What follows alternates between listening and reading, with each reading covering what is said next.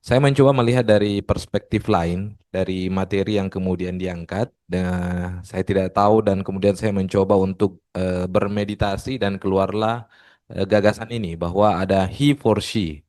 He for she dalam K3. Kita mencoba mengintegrasikan perspektif gender untuk keunggulan rekayasa keselamatan. Jadi he for she adalah sebuah kombinasi bahwa antara he dan she itu complementary untuk melakukan sustainability dalam rangka rekayasa keselamatan. Coba kita lihat apa-apa saja yang kemudian menjadi ide kami terhadap gagasan ini. Eh, ini kami skip ya, ini sebagian dari profil kami. Nah, di profil kami itu salah satunya kami sekarang ahli PAPA. PAPA itu singkatan dari pesawat angkat dan pesawat angkut. Nah, supaya supaya seimbang, maka biasanya ada papa, maka ada mama juga, ya.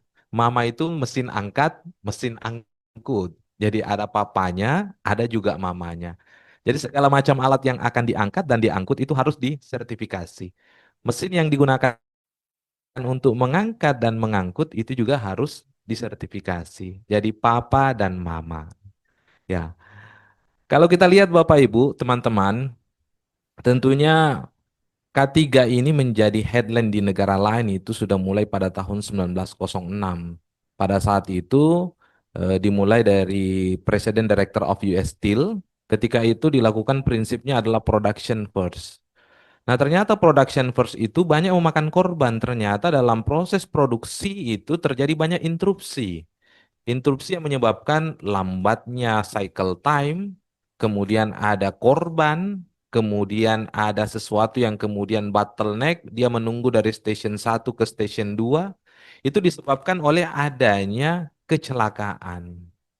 Nah, sehingga atas pemikiran itu value-nya dihitung ternyata lebih banyak ongkos yang dikeluarkan, sehingga paradigma berubah. Paradigma berubah dari production first menjadi safety first. Jadi teman-teman kalau misalnya beberapa industri di negara kita itu sudah tegas mengatakan itu bahwa no safety, no production. Nah, divisi utama Bulan K3 Nasional pada tahun 2026 ini mengangkat bahwa kita diarahkan untuk membangun ekosistem pengelolaan K3 yang profesional. Satu, andal. Dua, tiga, kolaboratif. Nah, tujuannya selalu tiga, untuk menghasilkan tempat kerja yang aman, tempat kerja yang sehat, dan tempat kerja yang produktif. Jadi, kalau kita mereview berbagai macam undang-undang yang ada di negara kita, mulai dari undang-undang Belanda sampai undang-undang yang kemudian diperbarui norma nomor 13 dan undang-undang Cipta Kerja, ada tiga tujuan yang tidak pernah lepas, yaitu tempat kerja itu harus aman, harus sehat, dan harus produktif. Nah, sekarang apakah kita ketinggalan nih antara perspektif tahun 1906 sampai 2026? Saya rasa mungkin ya kalau untuk keselamatan selalu ada perbaikan dan improvement. Kita tidak boleh mengatakan ini terlambat karena ya kita harus terus melakukan perbaikan-perbaikan di berbagai macam sektor untuk mencapai keamanan, kesehatan, dan produktivitas. Nah, kemudian kalau kita lihat data Bapak Ibu, karena saya hampir menjadi pemateri paling ganteng di sini. Untung tadi ada Pak Taufik menemani ya, sehingga ada saingannya dan kalau bersaing dengan Pak Taufik pasti Pak Taufik yang lebih ganteng ya. Ya ketua Pak Kokom kami ini. Ya jadi kalau dilihat dari data Bapak Ibu, pertumbuhan partisipasi perempuan dalam K3 itu selalu meningkat 6,37%, ya partisipasinya. Meskipun angkanya masih cukup minoritas, K3, peran perempuan dalam K3 itu berkembang seiring dengan modernisasi industri. Jadi tidak heran kalau Bapak Ibu sekarang melihat ada operator dump truck itu 10 roda yang besar, ada operator ekskavator bahkan itu perempuan. Dan kasus yang terakhir yang kemudian viral di Mawali itu operator kren yang terbakar di dalam cabinnya itu ternyata perempuan. Nah, jadi kan perempuan di sektor yang melibatkan muskol ya, kekuatan otot itu sudah sangat berkembang. Jadi tidak bisa lagi kita katakan lagi bahwa paradigma ini tidak menjadi isu yang kemudian penting untuk dihadapi. Dan adanya seminar seperti ini yang dilakukan oleh Forum Perempuan Insinyur Indonesia ini sangat membuka paradigma. Saya dari pandangan laki-laki, ini bukan soal fisik lagi. Paradigma lama tentang maskulin mengandalkan otot itu sudah bergeser, bahwa pendekatan strategis itu sudah berbasis keilmuan. Kita sudah tidak bisa mengandalkan tenaga kasar atau kekuatan otot manusia untuk melihat bahwa dia lebih bisa dibanding saya. Namun pendekatan yang kemudian disampaikan tadi sudah di oleh moderator bahwa ada pendekatan keilmuan, salah satunya ergonomi dan salah satunya rekayasa sistem, di mana ketiga modern itu tentang bagaimana kita bisa menganalisis resiko. Dari menganalisis resiko, kita bisa melakukan desain sistem dan manajemen keselamatan. Nah, mungkin kita tidak sadar Bapak Ibu yang ada di Zoom, mungkin setiap kita melakukan perjalanan utamanya menggunakan pesawat. Kru pesawat itu hampir mungkin 60 sampai 70% itu perempuan. Padahal kalau dilihat tugasnya berat. Biasanya dia membantu penumpang untuk mengangkat koper ke dalam kabin pesawat. Dan itu hampir. Dan kenapa sih perempuan? Bukan pramugara, harus pramugari. Nah, ada sesuatu tentunya yang tidak dimiliki oleh laki-laki tapi dimiliki oleh perempuan. Walaupun kalau misalnya saya katakan secara pandangan laki-laki, view atau face-nya itu pasti lebih menarik perempuan dibanding laki-laki. Nah, itu pun sudah berjalan cukup lama di dunia ini ya. Di Indonesia pun hampir seperti itu, hampir semua maskapai itu prioritas atau banyak rekrutmennya itu malah pramugari, bukan pramugara. Nah, tapi kalau kita dilihat dari unsur resikonya, resikonya itu bisa lebih tinggi karena fatality-nya dalam dunia penerbangan itu sangat tinggi. Sehingga ya, kita tidak bisa lagi mengatakan ini soal fisik. Ini bagaimana kita bisa merekayasa sistem. Di dalam kabin pesawat itu ada troli yang didorong untuk menyiapkan makanan bagi passenger, bagi penumpang. Dan itu sudah disesuaikan, didesain sekali untuk kebutuhan kekuatan perempuan bagaimana dia bisa mempush atau mempull. Demikian pula dengan Dan sistem yang ada disesuaikan dalam pula dengan salpok, bahwa sistem yang lebar ada atau dalam pesawat besaran bahwa daripada lebar atau besaran koridor ini daripada menjadi koridor patokan itu untuk menjadi membuat patokan untuk membuat gerobak tersebut. gerobak tersebut. Jadi sekali lagi Jadi ini sekali sudah lagi ada masalah bagaimana masalah kita bagaimana kita merekayasa merekayasa suatu suatu sistem. sistem. Nah, selanjutnya bagaimana kita melihat lensa gender ini dalam rekayasa? Muncul pertanyaan, mengapa kita butuh insinyur perempuan dalam sistem keselamatan? Nah, keberagaman bukan sekedar angka ya, jadi melainkan perluasan cakupan identifikasi bahaya, yang kemudian lensa yang berbeda melihat resiko yang berbeda. Jadi pandangan bahaya antara laki-laki dan perempuan itu mungkin berbeda. Kalau misalnya Anda punya pengalaman Bapak Ibu ya, ya saya tidak tahu ya, kalau sekarang lagi viral itu safety woman. Jadi kebanyakan yang mengisi posisi safety di tempat kerja itu perempuan. Ada yang mengatakan perempuan pakai logika atau pakai perasaan. Kalau saya tanya perempuan, pasti mengatakan, nah karena di sini ada hadirin, Anda menjudge diri Anda pakai perasaan atau pakai logika? Dominan mana kira-kira? Dominan mana kira-kira? Ah, iya. Oke, yang realistis saja. Nyatanya kebanyakan perempuan mengatakan saya menggunakan perasaan. Iya kan? Begitu ya. 9 kali dijemput tepat waktu, 1 kali terlambat, diingat 9-nya atau satunya. 9 kali Anda menjemput, sang laki-laki 9 kali menjemput secara tepat waktu, on time. Sekali waktu, ke-10-nya dia terlambat. Yang diingat yang mana? Yang terlambatnya karena dia menggunakan.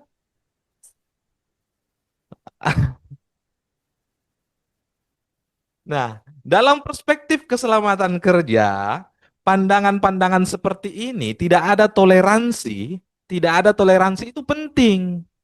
Karena kapan Anda memberikan toleransi kepada satu layer perbuatan yang kemudian akan menyebabkan suatu kesalahan, kesalahan dan kesalahan itu akan menjadi kesalahan yang berantai dan berulang.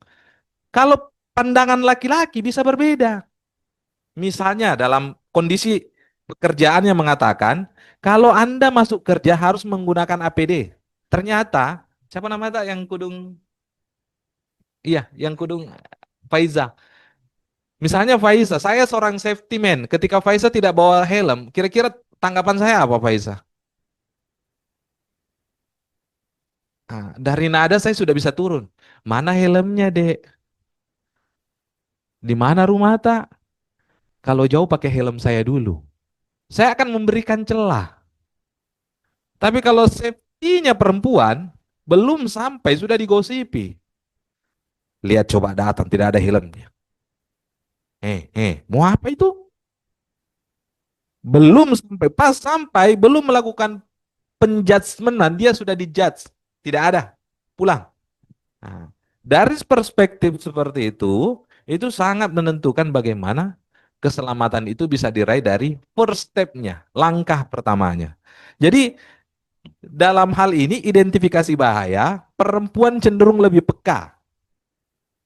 Ketidaksesuaian alat kerja, postur tubuh yang beragam, mendekati resiko cedera ergonomis yang sering terlewatkan, perempuan cenderung memang lebih detail.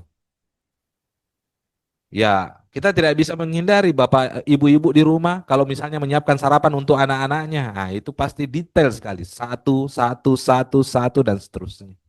Dan kalau itu dibawa ke dunia safety, tentunya sangat membantu rekayasa sistem keselamatan untuk bisa mencapai kesuksesan yang zero accident. Nah, kemudian pendekatan ini harus kemudian dilakukan dalam pola yang kemudian disebut sebagai manajemen risiko atau risk. Jadi kita bisa melakukan pendekatan yang komunikatif, jelas gaya komunikasi perempuan dan laki-laki itu berbeda. Perempuan itu nadanya lebih mudah diterima dibandingkan nadanya laki-laki. Kebanyakan seperti itu. Dan kalau kita melihat riset dan jurnal itu juga mengapprove seperti itu. Nah, sehingga sekali lagi peran wanita itu tidak lagi bisa dipisahkan dalam lensa gender untuk melakukan rekayasa keselamatan. Selanjutnya, kalau kita lihat dari pendekatan ilmu kami, karena kami basicnya teknik industri, jadi ada namanya ergonomi dan kemudian kami melakukan inklusivitas teknis ke dalam desain industri.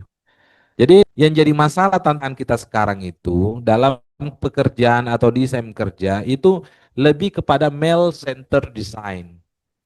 Apa itu male center design? Apa-apa semua alat-alat industri yang digunakan di dalam industri itu sendiri itu pendekatan desainnya masih menggunakan postur tubuh laki-laki.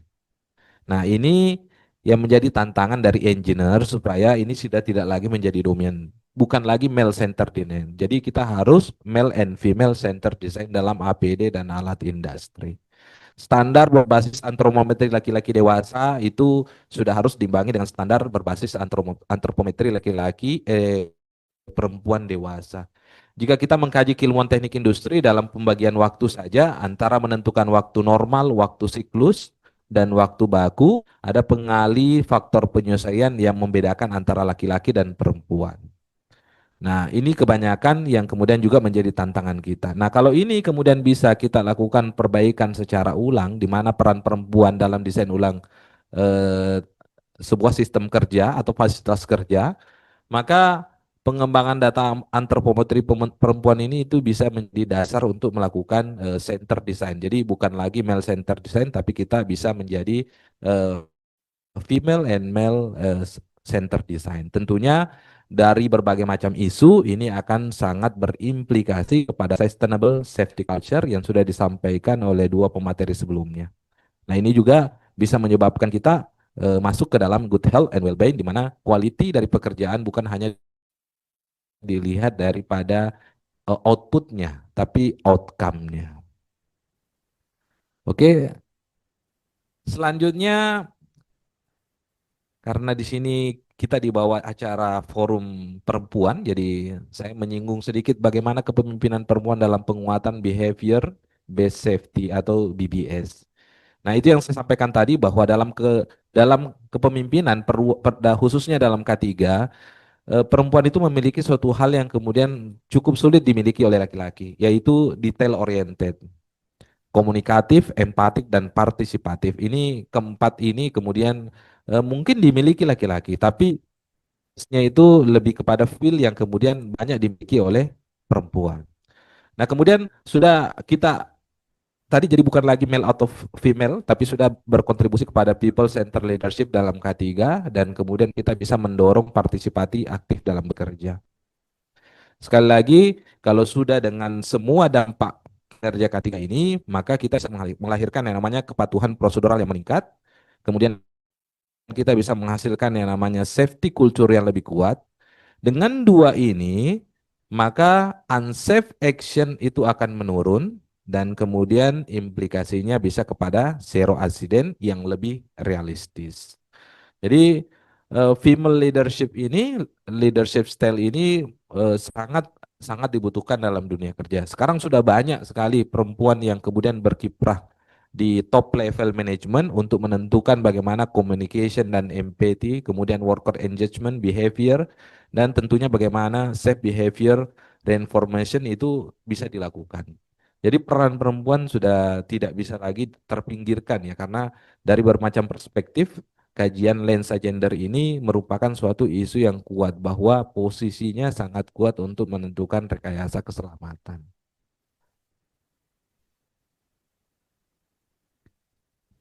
Nah, kemudian bagaimana isu K3 ini kemudian dihubungkan dengan keberlanjutan di mana ada environmental, sosial, dan governance dalam peran dari perempuan insinyur yang banyak kami perhatikan walaupun tidak pada industri besar.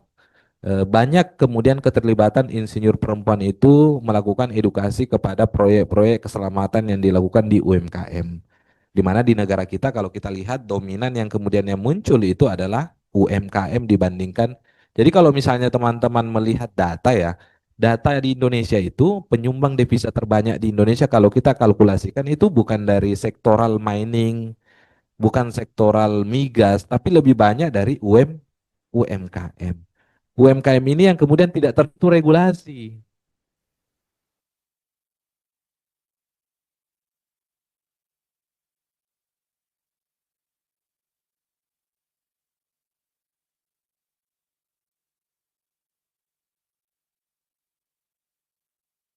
Arahnya bagaimana menyasar UMKM. UMKM itu usaha mikro, kecil, menengah. Nah, ada mikro, kata-kata mikro itu dia punya usaha tapi kadang-kadang tidak punya NPWP. Nah, karena dia tidak mempunyai NPWP, maka berbagai macam regulasi yang mau diterapkan oleh negara terhadap usahanya itu terbatas. Kalau kecil biasanya dia sudah punya produk tapi punya juga NPWP. Nah, kalau sudah menengah ke atas itu sudah kita lihat dari modal usahanya. Nah, sekarang sebuah sebuah rule yang kemudian menjadi komitmen ya, berarti he for she ini adalah sebuah komitmen keinsinyuran. Ya, salah satu juga menjadi isu bisa dibawa ke forum di forum PSPPI ya, Pak Taufik ya. Bagaimana komitmen insinyur bersama membangun budaya K3 yang inklusif dan kemudian adil gender. Membangun budaya K3 yang inklusif adil gender di mana mendukung keterlibatan perempuan dalam K3, menggalang soliditas untuk K3 yang inklusif dan menjadikan role model bagi insinyur laki-laki muda. Jadi kita role modelnya bisa dari perempuan. Menjadi role model bagi insinyur laki-laki muda dan kemudian kami buatkan satu tagline bahwa keselamatan tidak mengenal gender, tapi keselamatan yang baik memerlukan perspektif gender. Jadi dua perspektif ini dibutuhkan untuk mendapatkan keselamatan yang kemudian nantinya berakibat kepada kegiatan yang lebih produktif, lebih aman dan lebih sehat.